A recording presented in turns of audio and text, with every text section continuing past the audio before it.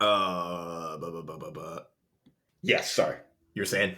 I don't even know what to think about this nonsense. It took up so much of my brain space.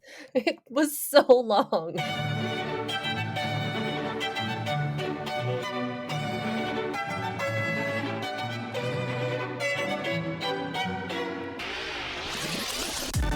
Hello, and welcome to Movies We Dig, the podcast where we discuss film, antiquity, everything in between.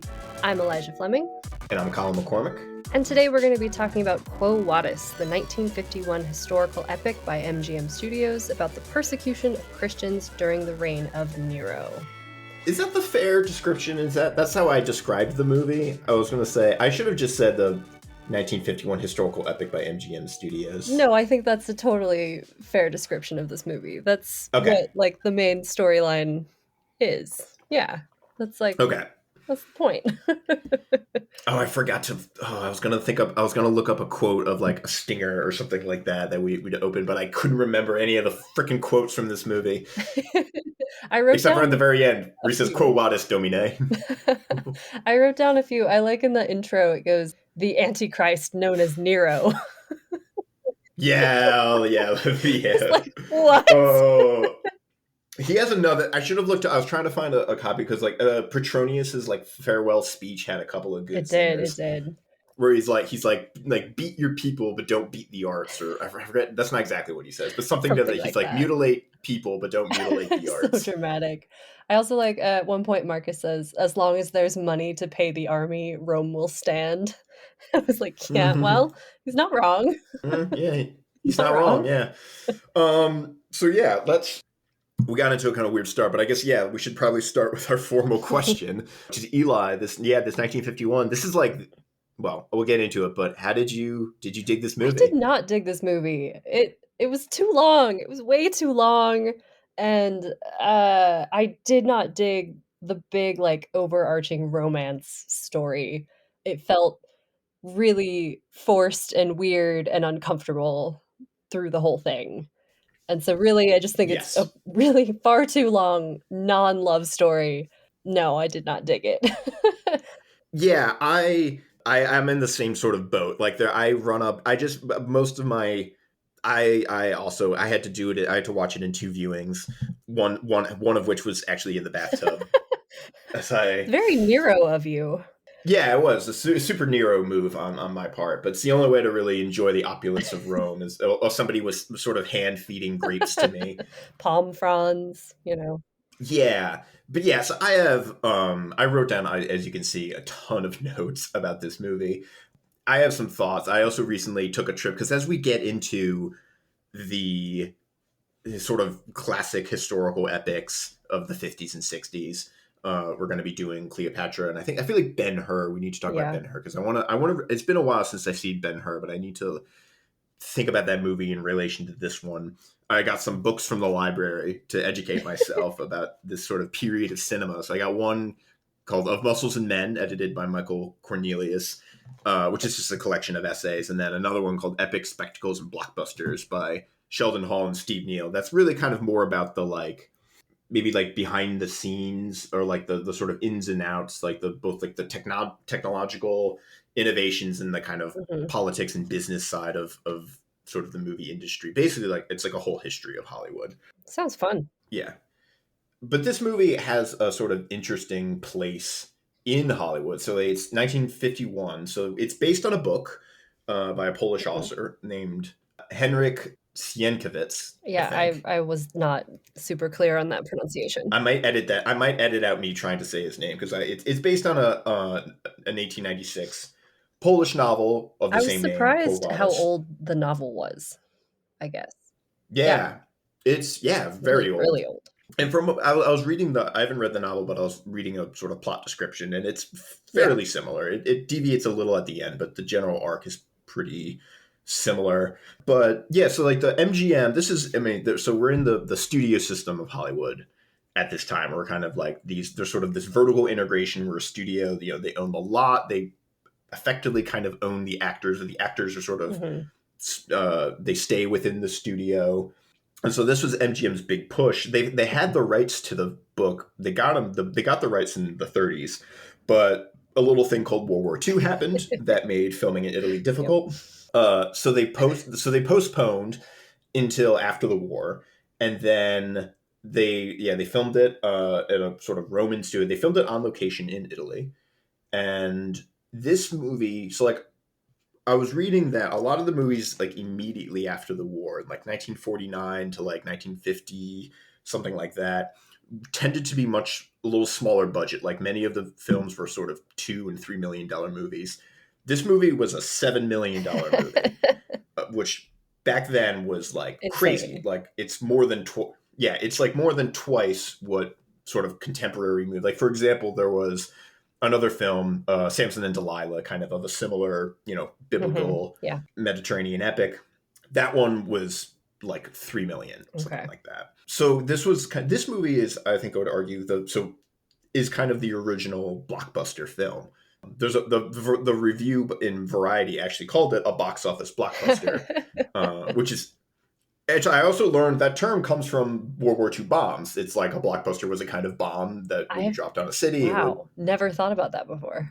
Yeah, and so this is kind of the one of the first like true blockbusters. So the idea that you can make, this movie is like the Avatar of its day, where it's like the most crazy expensive, Yeah. film, but like if you make it that big of a, you make this crazy expensive film, but there's a market for that. These kind of Sure. super giant films. This movie made $11 million. Yeah, and didn't it like save MGM from bankruptcy or something?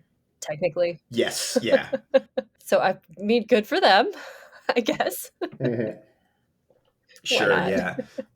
Yeah. But so there's a couple of things I kind of want to talk about, just about the sort of context of this film, and of this genre, because we're getting into this age where this genre is kind of the sword and sandal, we've been calling it. In Italy, it will be known as the peplum films, because this movie, among others, is going to inspire a huge wave of films in Italy through the late 50s and early 60s. But yeah, like this genre in general, because I read something kind of that I thought was interesting, in that one of the authors of these books was saying how, whereas like most film genres are, they're like the names for film genres describe the tone of the genre, like thriller, horror, comedy, tragedy, etc. Though it's this and westerns are kind of the two where it's more about like it's like an aesthetic. Sure, yeah. It's about or it's like even like the setting. And I mean, you can have westerns that aren't, a western doesn't necessarily have to be set in the American West. And I guess a sword and sandal doesn't necessarily have to be in the ancient Mediterranean. Or does it? I guess I think I've always thought of it as taking place in the ancient Mediterranean. I don't know. I'm trying to think of an exception. Well, I guess like maybe like I'm thinking like Conan the Barbarian, but that's like almost a different genre in and of itself, because that's kind of fantasy. I've heard sword and sorcery. I've heard as for that kind of, where there's like wizards and monsters and things like that. But yeah, this is a genre that is, I think, largely defined. Like it has these trappings. Well, it's also like a lot of the things that Life of Brian was making fun of. Yes, exactly. Yeah, it's I think it's interesting. I was gonna bring that up, that like we're watching this after having watched Life of Brian, the kind of mockery. Particularly, I'm gonna make another pitch for Hail Caesar, because in the Coen Brothers Hail Caesar, the movie they're filming is basically it's basically a hybrid between Quo Vadis and Ben-Hur. So this movie was huge, massive commercial success, nominated for a bunch of Academy Awards, didn't win any, but both of us don't like it. Yeah, nope. I feel like the main overarching story is perhaps very played out, and was maybe one of those storylines that was really intriguing and engaging in the 50s, but is not is probably a tired and problematic storyline today. And I think like the parts of the movie that I did enjoy, which was mainly the fire and Nero, I thought he was great, are like not, they're like the evil bad parts of the story. It's the antagonist. And I guess like I hated all of the protagonist storylines in this.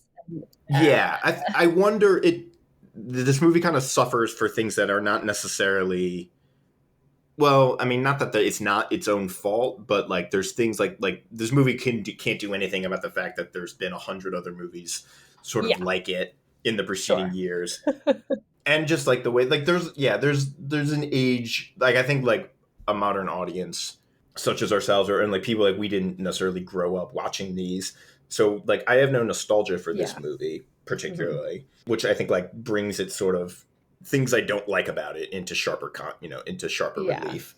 Yeah, and I think it's really the well, it tries to be kind of like an enemies to lovers trope, but it's more like a love at first sight sort of thing in the storyline. So, Yeah. yeah, Well, let's get let's let's get into plot let's get into that first, plot. because I think that's probably our first. So, like the sort of main plot where there's you have Robert Taylor as Marcus Yep. Vinicius, this Roman sort of red blooded all Roman soldier guy, comes back to Rome after a campaign in Britain, I think they Mhm. say.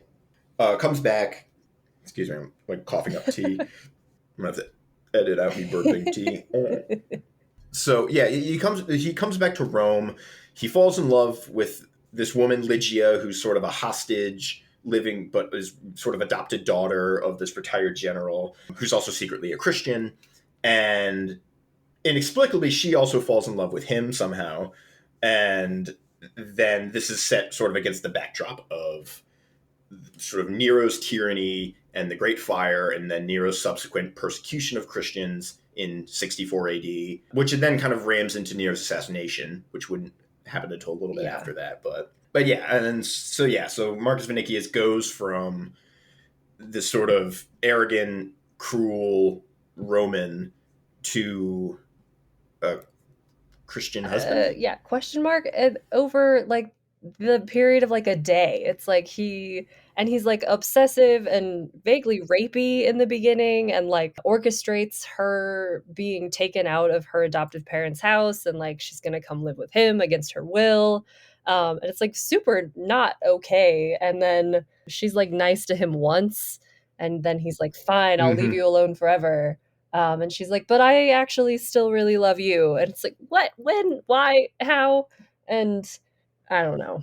It bothers me deeply. Yeah, because the basic arc is kind of in the book. 'Cause he sees this woman. He's incredibly creepy to her when they So first meet. creepy. Very very aggressive in a way that but this is the I wonder how that would have read to like its original audience, because like now I think we watch the scenes and to the point where like his sort of and I get that like there's an arc going where like he's gonna go from a sort of flawed, for lack of a better word, character and then sort of reform and become Sure. better at the end of the story.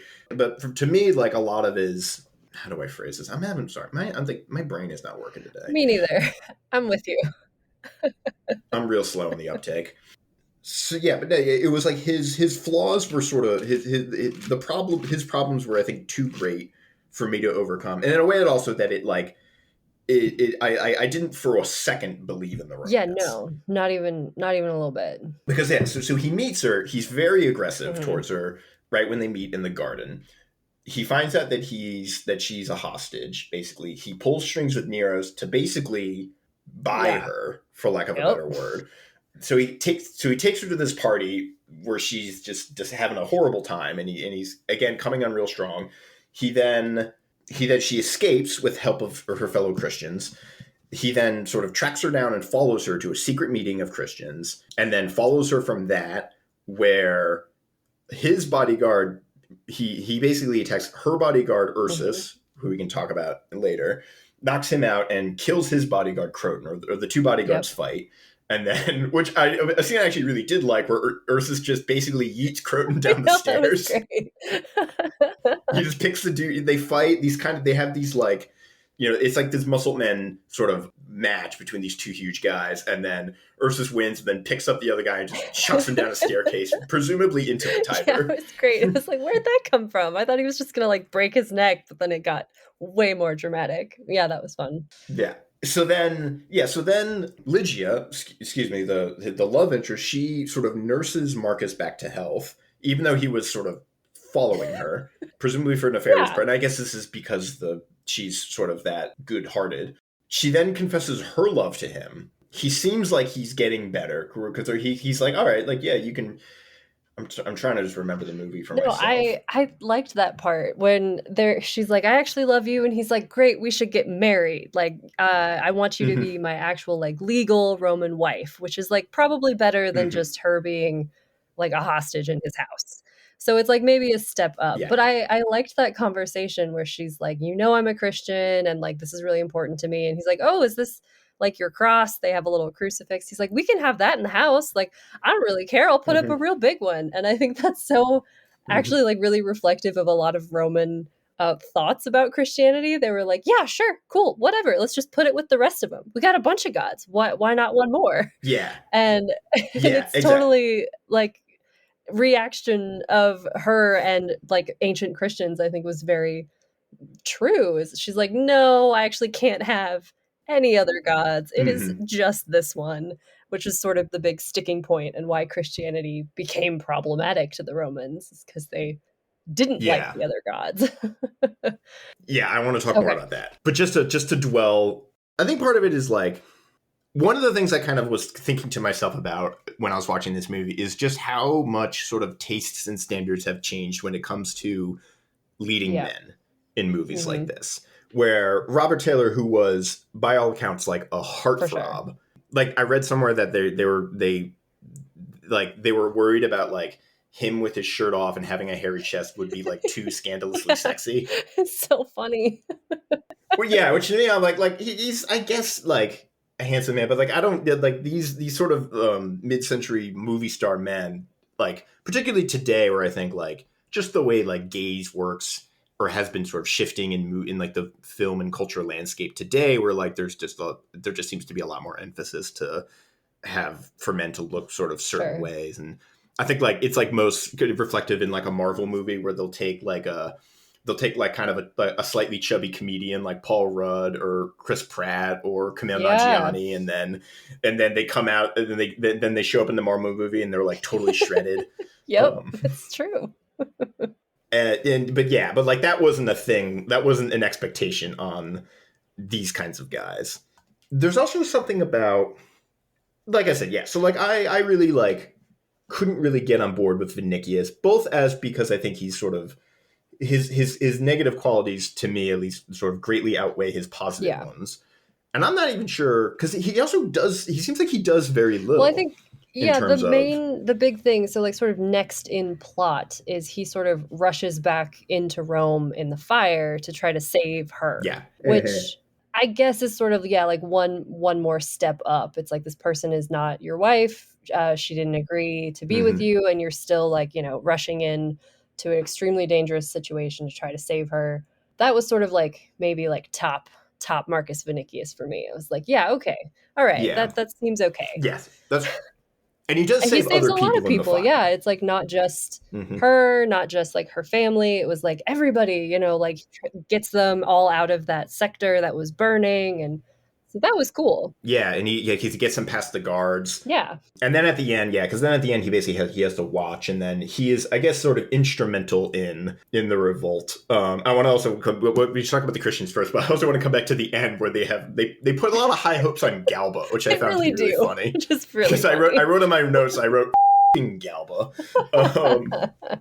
It's like, "Really? Galba?" Yeah. Yeah, but yeah, there's also a thing about just like general. If this movie is kind of as like a template going, or not a template necessarily, but it's a very sort of early foundational movie for the genre as a whole, which like has waves and like you could even, I was reading, so like this, so really like the Peplum films in Italy are described as happening in sort of waves. The first one being like kind of pre-World War One, they died down during fascist Italy. Mhm. This would fit sort of into the second wave that's happening in the 50s, and then you could argue there's like a third wave in the 80s, and then a movie like Gladiator really ushers in like fourth wave. Mhm. And I think like a lot of the movies we were doing at the beginning of this podcast were kind of those fourth wave For sword sure. and sandal films, like those sort of early and mid 2000s. But anyways, like speaking of Vinicius, is that another point I sort of read is very often in this genre the heroes tend to be kind of very sort of personally motivated. Okay. Like Yeah. he does most of the things he does it be either to sort of to get with Lygia, Mm-hmm. or to preserve his relationship with Lygia. And not necessarily like he doesn't, because at one point he sort of seems at best maybe apathetic towards Yes. other people, Yeah. and Christians sort of generally, Yeah. or like what's going on. If he were not personally invested in the stakes of the persecutions because of Lygia, would he like he probably wouldn't have No. done anything. Yeah. And this carries over still in movies like Gladiator, where like Russell Crowe helps Rome, but he's motivated primarily for revenge. Right. He's not necessarily doing it for for the betterment of Yeah. Yeah. of Rome, primarily at least. Right. So yeah, so like Marcus isn't actually like worried about the Christian persecutions. He's sort of more worried about Lygia.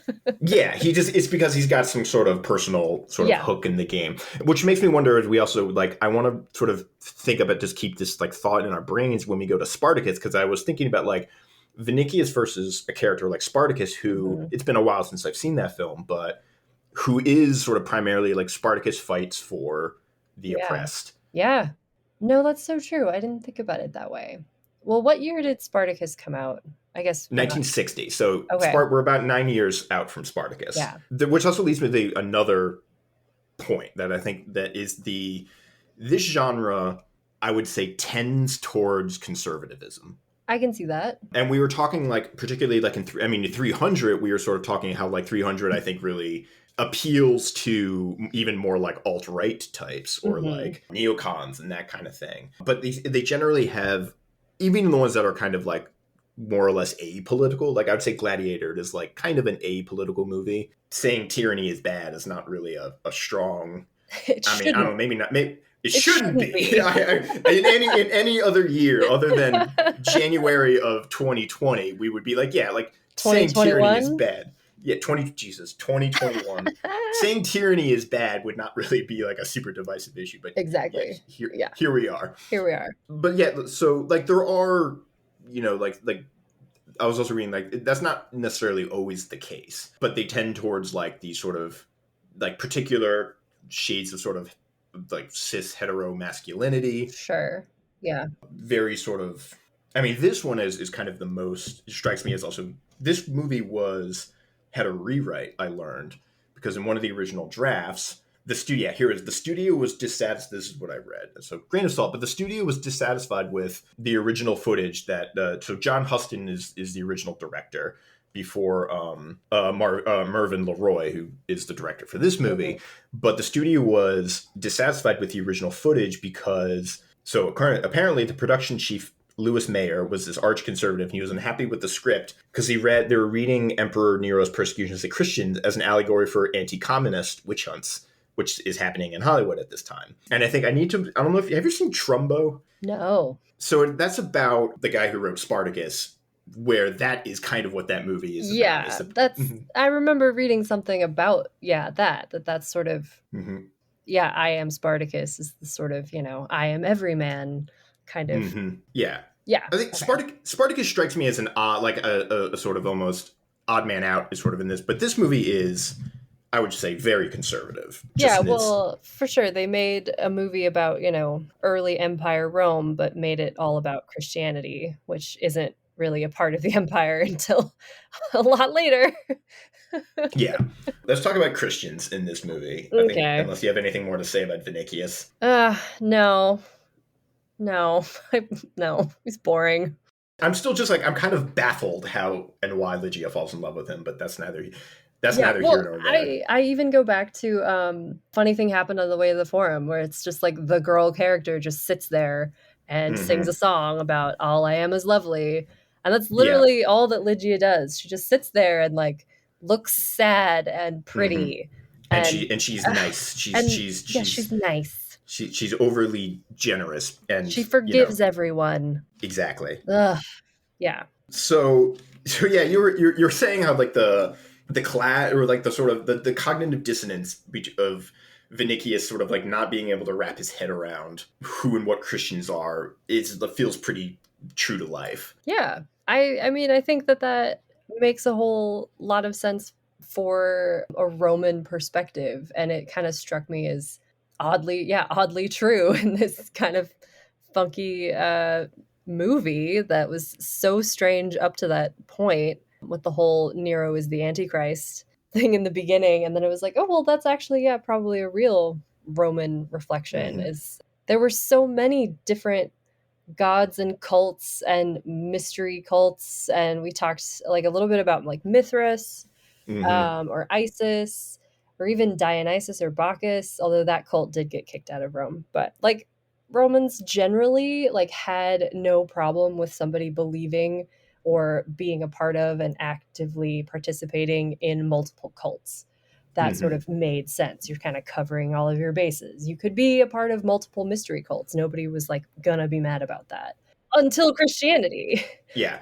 So and even well and a little bit and even before that with Judaism, because sort of, you know, obviously one of the in this sort of polytheistic world you're describing, it kind of butts head where it is like totally normal for what we call like syncretism to happen, for something like a Roman would encounter, say, this other god and either map it onto their own gods, or give it some sort of adage, or say like, oh, this is Apollo of the blah blah blah place or something like that. Yeah, new purpose, new place, all of that. Or yeah, this is Mars of, you know, this town, the Mars of this town. Yeah. And he's like Mars, but he also does these other things for this town. Exactly. But then in with Judaism, the other thing is like you're free to worship whatever you want, as long as you basically show up to the main state rituals. Yeah. Come out for like the big holidays, like do just kind of, you know, play along and you're fine. But with Judaism, where the first commandment is no other god before me, they butt heads. And so this was a lot of tension between sort of Roman administration and Jews, sort of in both Judea and then as they spread throughout provinces. For sure. And compromises were struck. There were some edicts or like of tolerance occasionally, like some emperors would have decrees exempting Jews from certain rituals, basically as I think it's just a pointer. It's like, look, like we all got to do this. We all got to live here. we got to make this work. And like, if this is what it takes. But yeah. And then this was again, the sort of Christianity as a religion where your God is exclusive. You can only have the one. This sort of created quite a bit of friction with with Roman sort of administration and Roman communities. Yeah, and I think especially going later in the empire, like after Nero, when the like divine emperor, or as like the state god, becomes perhaps like a little bit more important than it was in the very early days, that your like refusal to participate in the state religion via like the emperor as a god got a little bit more and more problematic, probably. Yeah, for sure. But yeah, like we talked, there's also just, it seems to be, I mean, that was like obviously a sort of big sort of source of cognitive dissonance like we see with Vinicius. But there's also just, there seems to be like early sources and mentions of Christianity. Like our earliest ones, I think, come from Tacitus and Pliny, so which would have been a little bit after when this movie was set, and like so this movie is set in 64 AD. Those would have been in like the 70s or 80s AD, maybe a little later. That there also just seems to be like a general sort of confusion about like what Christianity is. I mentioned the Alexamenos graffito when we were talking about Life of Brian, of just like where it has the confusion that they think like is Jesus some kind of donkey-headed god? Like, do they worship a donkey? Because that seemed to have been a common sort of rumor going around, that Christians worship a donkey. That's so funny. Or like I've heard even as late as, say, like Constantine, who in the 300s was sort of the first emperor to embrace Christianity as an official religion, which was further in the history of religion one of the most significant things to happen. Yeah. But even that his interpretation, or like how he sort of related to Christianity, is as a matter of sort of great speculation today. And like whether he just, you know, did people sometimes Romans might have imagined, they thought Jesus was some kind of like sun god or something like that, like Sol Invictus, which was a very similar cult kind of around the same time from about the same part of the world. Yeah, so there's just like there's mentions of, I remember in one of the most famous sources we have about early Christians is a letter that Pliny writes to the Emperor Trajan, basically asking what to do about all of these Christians. Yep. It's so And good. he's asking like whether or not he should like arrest and try them, what sort of grounds he should use, whether it was enough just to be Christian or do they have to do some other crime first. And there's this kind of a general, like, there's this sort of general kind of like, they're not sure what to, and also particularly because, at least in its earliest forms, Christianity seemed to have been most popular among marginalized communities, like Yeah. women and slaves. I think some of our, in the early formations of the church, women could be bishops and like Yep. priests and religious leaders, and often, and also slave. These were very common in sort of among sort of household slaves, things like that, which again makes some degree of sense because part of the nature of Christianity is that it's sort of a salvation Yep. religion. Yep. So it's like endure, the bad things happening to you, and there are promises toward sort of at the end. But it's also, I think, one of the reasons that it kind of spread was because a lot of those communities created like systems of helping each other. So I think there was a lot of like food traffic to people who needed food in very early Christian communities. And so like that's a good thing. People need to eat, but yeah, they were definitely in the lower classes to begin with. So that brings us back to this movie's vision of early Christianity, and I don't know how do I put this in a way that doesn't alienate my to worshippers of a religion that has like upwards of 1 billion followers, right? But I sort of material like this that sort of is sort of so very actively pro-Christian. It has a certain, there's a kind of like, now we have the benefit of hindsight. We have a tendency to portray the past a little bit differently because we know the outcome. That's maybe is and this movie is sort of a classic example of that. That yes, we know that Peter and Paul are these huge iconic are going to become these huge iconic figures, and that Christianity is going to become the dominant religion in Europe and many other parts of the world. So creators and so we're inclined both as an audience to sort of put upon sort of heightened importance, and then for people to write it that way. Yeah. But yeah, like, and we were saying last time with Life of Brian, like in this context, more often than not, these people would have just been one of many other different kinds of people you might have encountered in Rome. Exactly. And you may not have necessarily attributed them any particular significance more so than any other group. Yeah, it's this like Christian determinism or some sort of manifest destiny. Yes. And the sort of like manifest destiny of all of the awesome things that will happen or will come from these people or these events, and this whole very, very important Christian like martyrdom complex. That was the thing that really sort of rubs me the wrong way the most is exactly that. The obsession with martyrdom, which I think carries over into sort of modern, like, particularly like evangelical American religious conservatism, things like that, or like, the things like the war on Christmas, or yeah, exactly. that, kids getting sort of chastised for praying at school or that kind of thing. Like there is a sort of to my mind, there is a sort of baked in obsession with martyrdom and persecution, even long after the fact. Yeah. I don't think you could really say in seriousness that there was any sort of large scale Christian persecution, at least in our part of the world. Yeah. That's ongoing. But man, do they love stories of Christians being persecuted. Yep.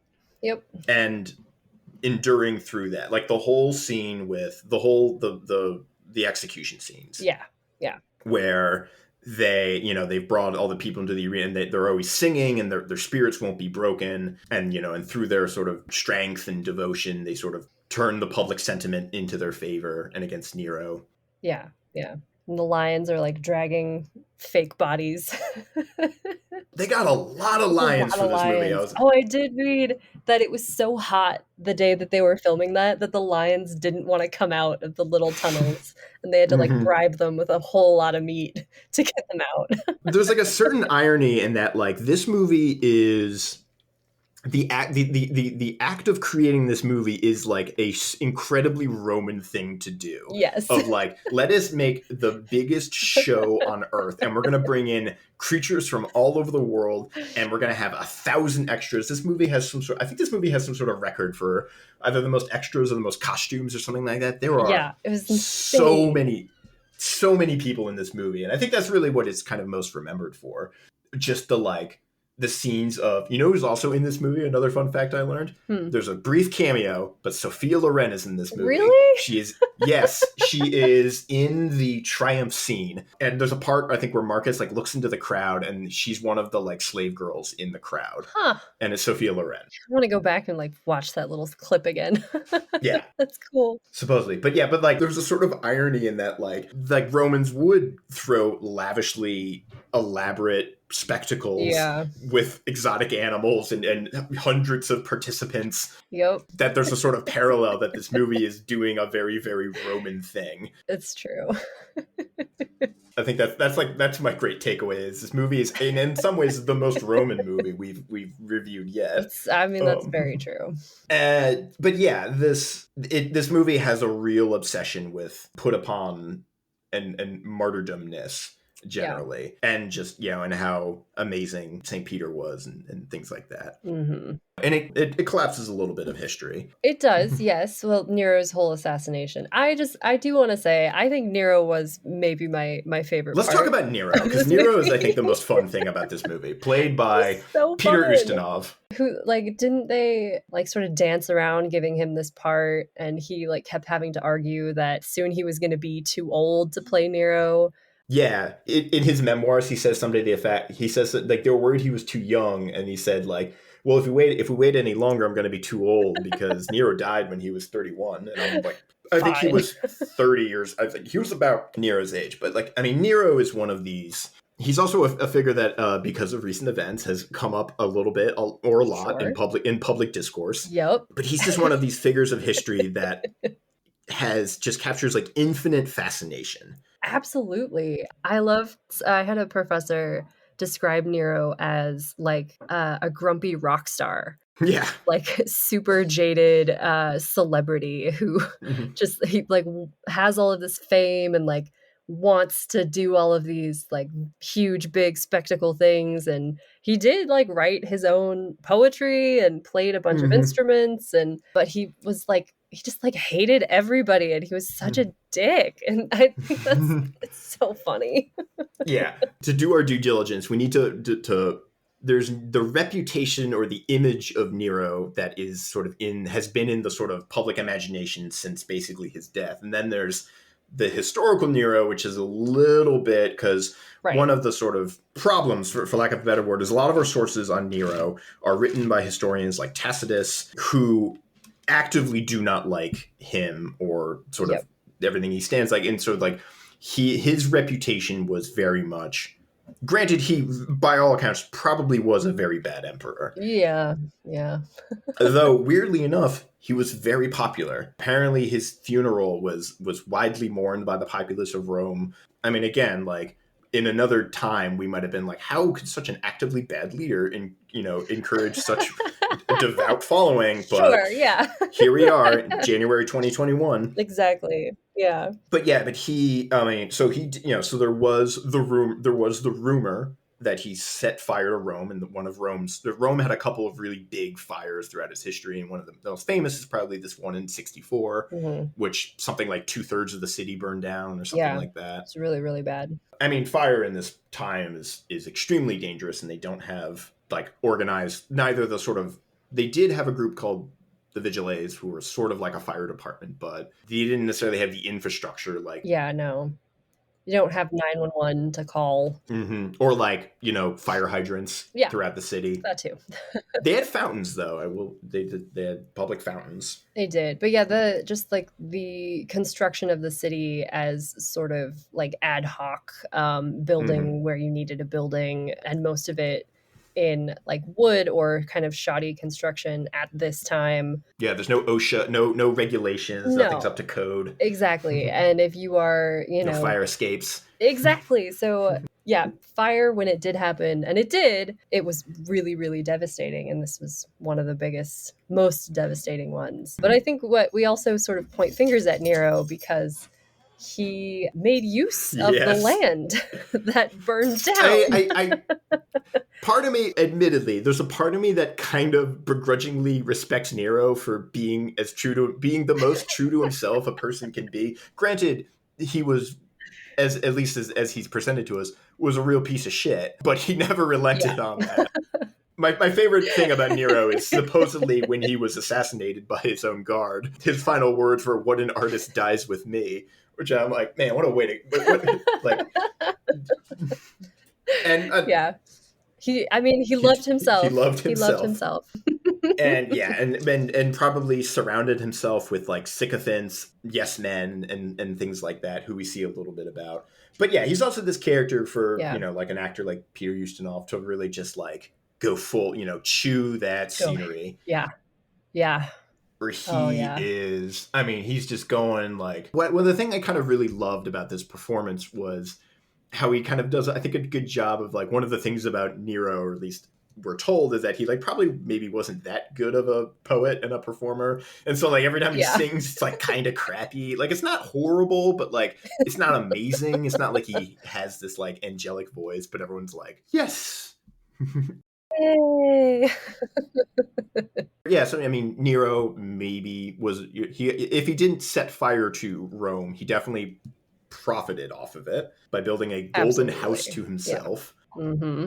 Well, which, I mean, again, like this is Nero's reputation. After he was died, they tore down his house and built the Colosseum over it as a public monument and a giant middle finger to the emperor. Yep. But you can still see parts of it. There's a really cool dining room didn't like rotate or something like that, or it had like, maybe it did actually rotate, but it has like that it with something else. Maybe, but it has that really cool dome, and there's like 8-sided. Mm-hmm. It's like an octagonal room or something. It is wild. Yeah, it'd be really cool. I mean, Nero might have been like, if you were in his sort of inner circle, he might have been kind of chill. I mean, he probably threw great parties. I mean, you might get your head chopped off at any moment. Well, we could talk about Petronius, maybe. Oh, excellent. I love it. Petronius is actually my favorite part of this film. And poor Seneca, who just stands there.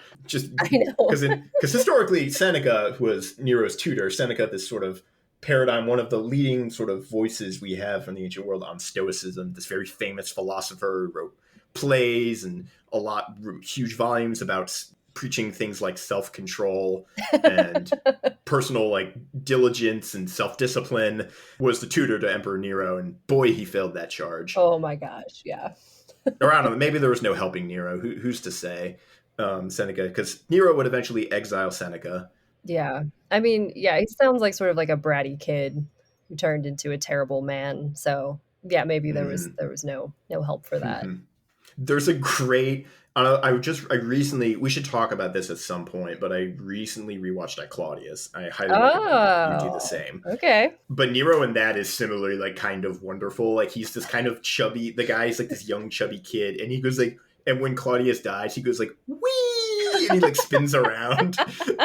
And he's always got like he's always got like flowers in his hair, and he's like carrying around his lyre. Oh my gosh. I mean, there's Nero's a lot of fun.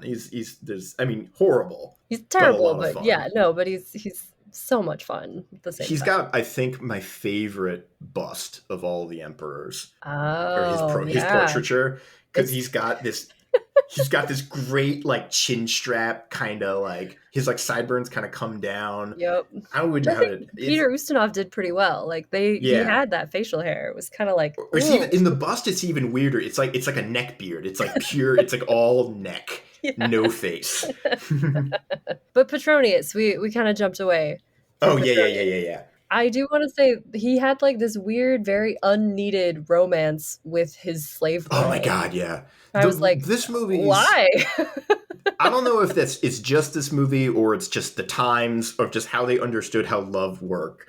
Where apparently, according to this movie, a woman sees a man, and regardless of external circumstances or how he behaves or anything like that, just falls, goes insane with love for him, and makes out with his statue. That was so weird. I was like, no, please stop. And even when they're presumably when they and we also we're alluding over the fact that when we were first introduced to this character Eunice, Petronius is going to give her to Marcus yeah, as like a gift. basically yeah no he's like as a she is wildly objectified, and then she confesses her love to Petronius and he's like yes, and then and she dies with him, and then he's gonna free her when he dies, but then she just dies with him. Yeah, the Eunice character is strange to me. It just felt very unnecessary. It was like we already have this very awkward romance. It's like I don't think we needed this one. Yeah, I don't know what was going on there, but so yeah, Leo Gann playing Petronius. I don't know what to say about it. I love. He was sort of my favorite.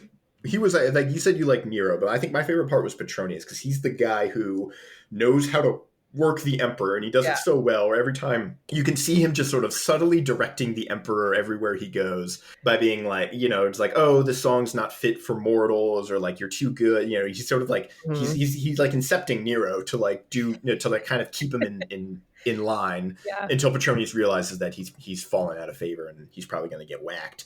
And so, but that letter he writes, I love the like when Nero gets the letter where Petronius is basically like, you're a piece of shit and I always thought you suck and I always thought you sucked. Yep. And Nero like reads the letter and he's like, oh, Petronius, like he was thinking of me when he died. Also, no, my favorite part of the movie though was when Nero decides to weep for Petronius and he summons his tear vase and they bring over the little glass vial and he cries one tear for Petronius and one tear for himself and then hands the vial back, and I was like, oh, I thought that was pretty wonderful. That was so good.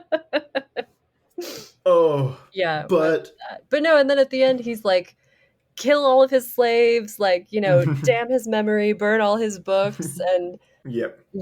I mean, to this day, don't have a whole lot of information about the historical Petronius. So, yes. So, actually, I have so many thoughts about Petronius because he just happens to be an author that I have a particular fixation with. But there is an author of a book or a novel called the Satyricon, and we can, I should say, fairly confidently identify its author, the Petronius Arbiter, with a guy mentioned in Tacitus's history, also named Petronius, who is sort of Nero's, I think it's the Arbiter Elegandia. He's like the fashion judge, basically. He's, for what I understand, like his role to Nero, he was some sort of like all of the members of Queer Eye for Nero or something. Like he was like a fashion expert and like culture and literacy, and just sort of there in Nero's circle, like promoting the arts and like throwing nice parties. Like his official duties were to like, host parties and things like that. I love it so much. It's all very like Hunger Gamesy. Yes. Oh, for sure.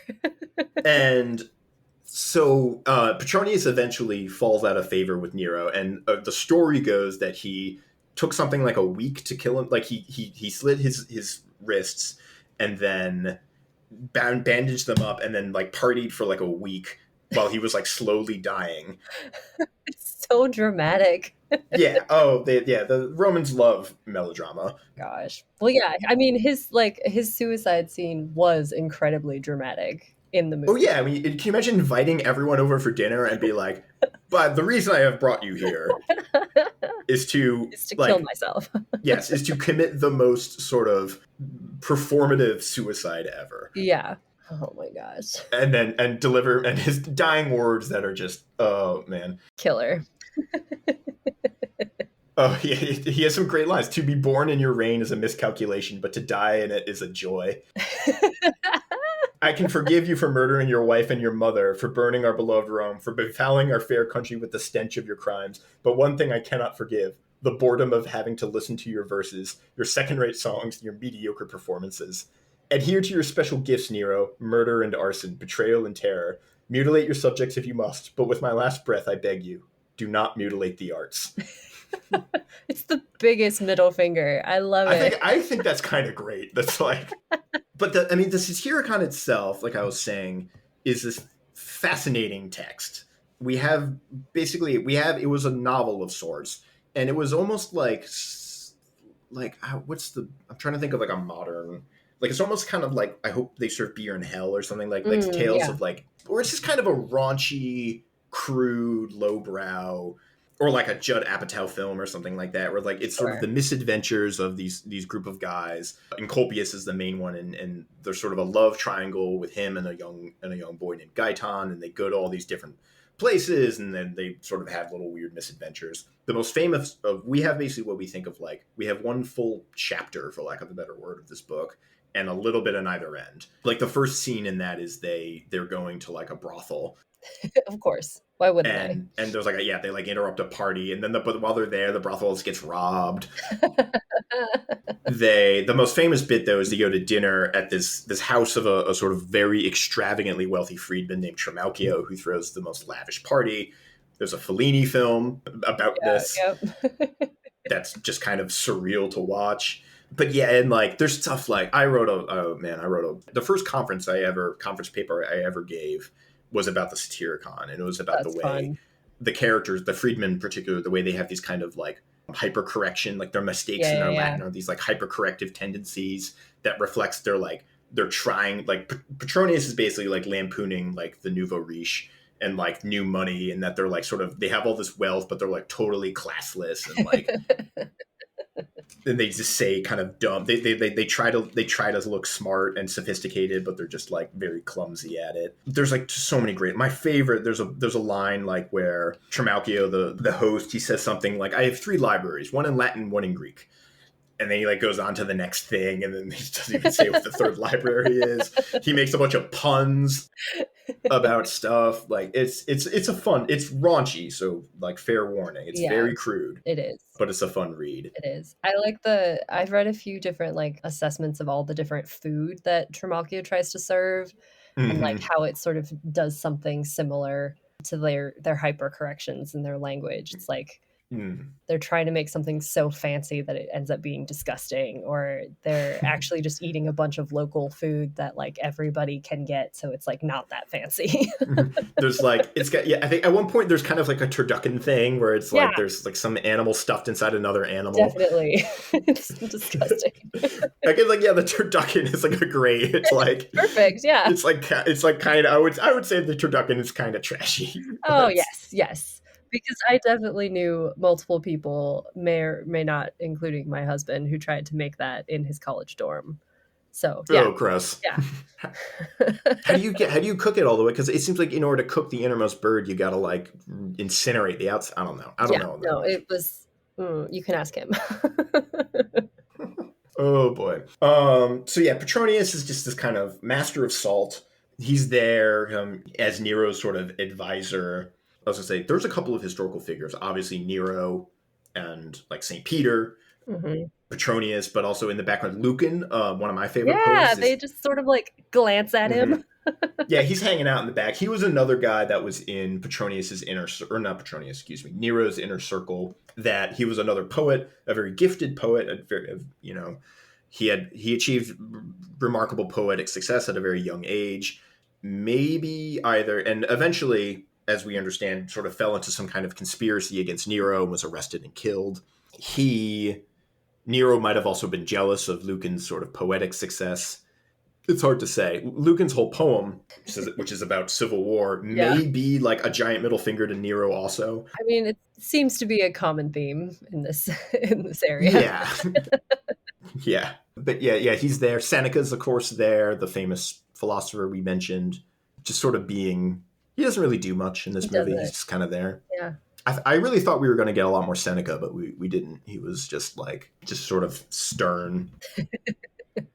But yeah, and then I guess the other, that's not really necessarily something I really wanted to talk about. The ending, because it does. We mentioned that it does sort of it compresses a lot of history real quick, because it basically Yes. goes from fires to the persecutions immediately to, and then the movie essentially says that the Christian persecutions were what sort of undid Nero, because Right. at that point this movie sort of in its very, let's say, wishful thinking Yeah. or maybe corrective lens or whatever, its particular lens on history, sort of the persecution of the Christians undoes Nero, and then the army revolts, or Marcus's army sort of helps lead the revolt. And then at the end, they're bringing in Galba, Yep. and they're pinning high hopes on Galba, which is funny. Yeah, what is he in power for like a year? Not even. Well, yeah, Not even? I forget how long he reigned, but it is not long because he's one of the four emperors that happened in the year of four emperors. Yeah. It's something like it's like 9 months Mm-hmm. maybe. I don't know. Yeah, He's one of the longer ones though, right? Or am I thinking of something else? give me 2 seconds. Probably should have looked this up. But yeah, it's like hilarious that So he ruled 6 for weeks. about 7 months. About. Okay, 7 months. Okay, okay. Mm-hmm. Feel a little bit better. There was, yeah, because after, so Nero was the last of his sort of dynasty, that family of Julio Claudians, and then there was a bit of a power struggle. Yeah, there was a civil Yeah, war, Civil War. and eventually ended up with a guy named Vespasian, who he began to build the Colosseum, among other things. Mhm. And then things in Rome kind of chilled out for a little bit. Mhm. You have about 100 and so years of more or less the ship sort of trucks along swimmingly. Yeah, at least in the city. I think there's Mm-hmm. a lot of drama Yeah. happening elsewhere, but that's kind of Yeah. always the case. Yeah. But so this movie alleges that sort of the Christian persecutions undid Nero, when in fact he wasn't assassinated until a few years after Right. those events. Yep. Though he did blame the Christians for the Great Fire. That is what we are told in the historical record. Mhm. And his was the first of a couple of sort of a few of Mhm. persecutions. Yep. But yeah, he was not necessarily murdered because of that. In fact, he probably was. Yeah, in fact, not at all. He was murdered probably just because he pissed off way too many people, including his own bodyguard. Yep. Which is a thing. And if you're the Roman emperor, there's one thing, Mark, like we kind of talked about at the beginning. The one thing you should always be sure to do is pay your bodyguard and pay the army. Yep. Because Nero was sort of famously not really huge into the military side of being emperor, which alienated him from the soldiers that were supposed to be protecting him. And then eventually those soldiers, both the guard killed him, and then those soldiers took their general and made them, or their generals, and made their generals emperor. I realized we didn't talk about what Quo Vadis means. Oh, yeah. I mean, I'll put this part in the beginning. Which is something that Nick asked me.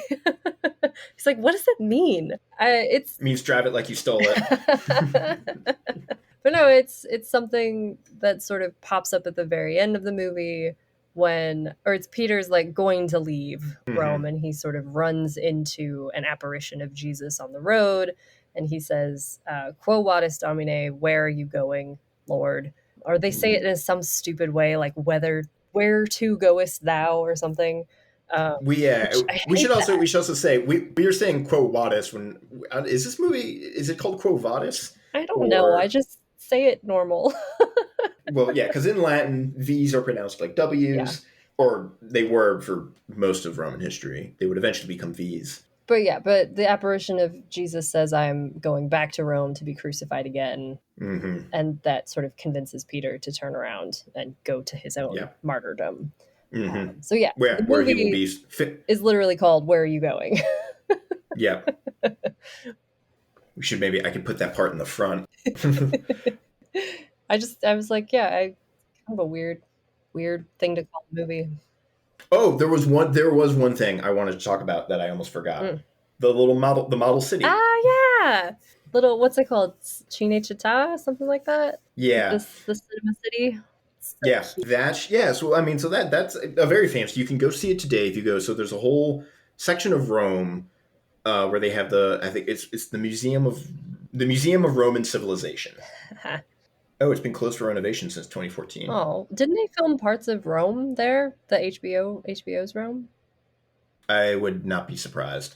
It's this whole, there's the thing that we should really say up front is that little model of the city and the museum it is in is a product of fascist Italy. It was built by Mussolini. The fascists this is sort of true across the board, where fascists really love ancient Rome as this image of sort of empire and power. And so there's all sorts of Roman ancient imagery all throughout, sort of not just fascist Italy, but sort of regimes like that. But probably the highlight in this museum is this, I think, like, I'm trying to get the scale right. It's pretty big. Yeah, it's a huge, I'm trying to, what's the, like, It's a 2-scale model of the city. It's a 1 to 250 scale. So it's 1/250th of the size of the real city. Damn. It's huge. Yeah, it's big. It's like you the way when you see it, it's like you walk into this room and there's like a balcony, like you're on almost like a sort of almost second story balcony looking down at this model, and you can walk all the way around it. And the model is maybe about 10 feet below you or something like that, maybe a little higher. And you can walk totally around, and it's just like a giant, incredibly detailed model of Rome. And then just to have our little sort of pedantic nerd moment, that model of the city actually is modeled after 4th century AD Rome. So when Nero's looking at the Rome, he's actually looking at future Rome. Because he says, and I have my little like nerd moment because he's looking, you can see the Pantheon's right there. And it's like, no. Yeah, like famously, like there's like elements to the city that have not yet been built. So funny. Various bathhouses and things like the Colosseum. But Nero's looking right, but he's basically right over the Pantheon. And I was like, well, the Pantheon might have been built by Marcus Agrippa, but that version of it wouldn't be built until Hadrian for like another 100 years. So, 1 point for Colin, 0 points for MGM. Take that, movie that is now 70 years old. Good job. Good job, Colin. Yeah, I showed them. But that's like one of the centerpieces. They're filming in Rome, and Nero is there, and he's looking at this tiny little replica of the city. But that's a fun little Easter egg. Yeah, planning his huge golden house. Yeah, it's also I realize like Nero is actually the here's my theory. The takeaway from this movie is Nero is the precursor to Kuzco. Yes, absolutely. That is exactly what Kuzco is doing. He wants to raise a bunch of peasants' houses so he can build his Cuscotopia. Yeah, exactly. Well, he even says this. He goes Neropolis, right? He's like, we're gonna make Neropolis or something. Yeah, that's so funny. Cuscotopia. I love it. That's our stinger. I think that's what I'm gonna have to put that in the front. My hot take is Nero is Kuzco. I like it. All right. Do you have anything? I think I'm hitting. That's most of the things I wanted to talk about. Yeah, no, that really covered. That covered my thoughts. Yeah, that's like kind of all I got going on. I think so. We just hashed out, and we took a little 15 minutes to do a little housekeeping and planning, but we hashed out. We're going to be coming next week. We're going to take a little break from the classic Hollywoods to do a new movie that came out, The Dig. Yeah. On Netflix. Archaeologists are very, very excited about it. So I wanted it to be in our rotation. Yeah. Excellent. Have you heard any of it? I'm not up on I'm like if there's like Twitter chat or anything like that. It came out today, so I have not heard a word. I'm excited. Okay. Yeah. All right. So we'll be getting into our first actual digging movie. There might only be one. Digging movie. I mean, Indiana Jones, right? Does he dig a hole in that entire franchise? In the first one, he gets a bunch of Egyptians to dig the hole for him. Does that count? I don't know. I mean, for early 20th century archaeologists, I think it counted for them. I suppose. Yes. All right. So thank you guys for listening, and we'll be back soon. Bye, guys. Bye.